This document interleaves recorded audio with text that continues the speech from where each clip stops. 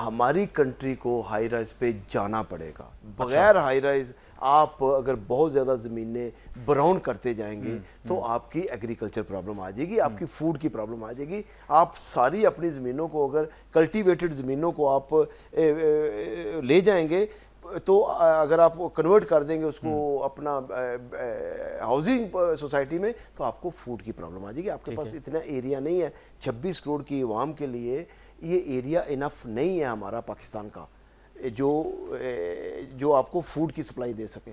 यानी आप ये फरमा रहे हैं कि हाई राइज वक्त की ज़रूरत बन चुका है और वर्टिकल लिविंग की तरफ आना पड़ेगा। और वर्टिकल लिविंग की तरफ आवाम तो आ रही है, अपार्टमेंट्स की तरफ बहुत से लोगों का रुझान भी है, मगर बात वही है कि डिलीवर किया जाए, फाइनेंशियल पोजीशन भी डेवलपर की ऐसी हो जो वक्त पर डिलीवर कर सकें।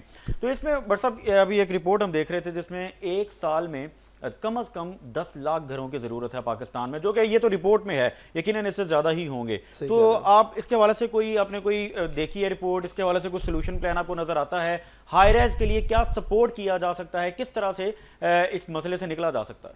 देखिए जी, हाई राइज के लिए अगर सपोर्ट मीन ये तो आप अगर आपने को अपना लेट्स से डिलीवरी के ऊपर जब आप बाय करते हैं ना, यू मस्ट सी कि डेवलपर कौन है, उसका प्रीवियस हिस्ट्री क्या है, क्या वो ऐसा तो नहीं है कि उसका ना कोई पहले प्रोजेक्ट था और ना कोई अगला है। अगर कोई प्रोफेशनल डेवलपर है ना, वो आपको डिलीवर करेगा। कि आप देखते साथ साथ वॉच करते जाएं। और प्लस मैं फिर कहूँगा जो हमारे कंज्यूमर हैं उनको कहूँगा कि आप जब बाय करते हैं डेवलपर की हिस्ट्री एक दफ़ा ज़रूर चेक कर लें, क्या उसने पहले को डिलीवर किया, बनाया नहीं बनाया, तो देर इज़ काटा एक तो आपका हुआ। दूसरा, क्या उसका कोई और भी प्रोजेक्ट है, उसकी प्रीवियस क्या वो किसी अदारे के साथ मुंसलिक रहा है, उसको ये पता है वो क्या कर रहा है, ये चीज़ें आपको देखनी है। तो उसको क्या तकलीफ है? बट सर जो हमारा बिजनेसमैन है, जो ताजिर बरादरी है, वो टैक्स देना चाहती है, देना हुकूमत के साथ हुकूमत को सपोर्ट करना चाहती है। मैं टू बी ऑनेस्ट जो हमारा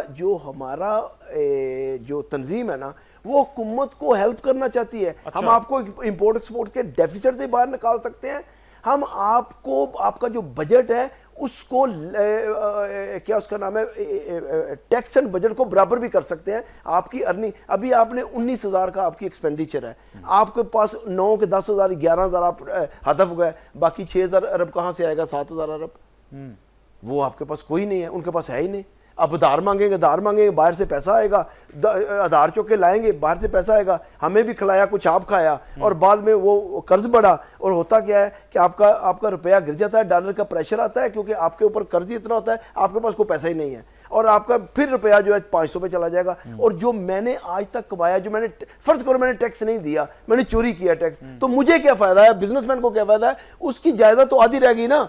150 के ऊपर मेरा डॉलर जब 300 पे गया तो मेरे पैसे तो आधे हो गए ना, मेरी पूरी जायदाद ही आधी हो गई। ठीक है, तो मुझे क्या फायदा आया? So I rather want to pay tax and make sure to strengthen the government.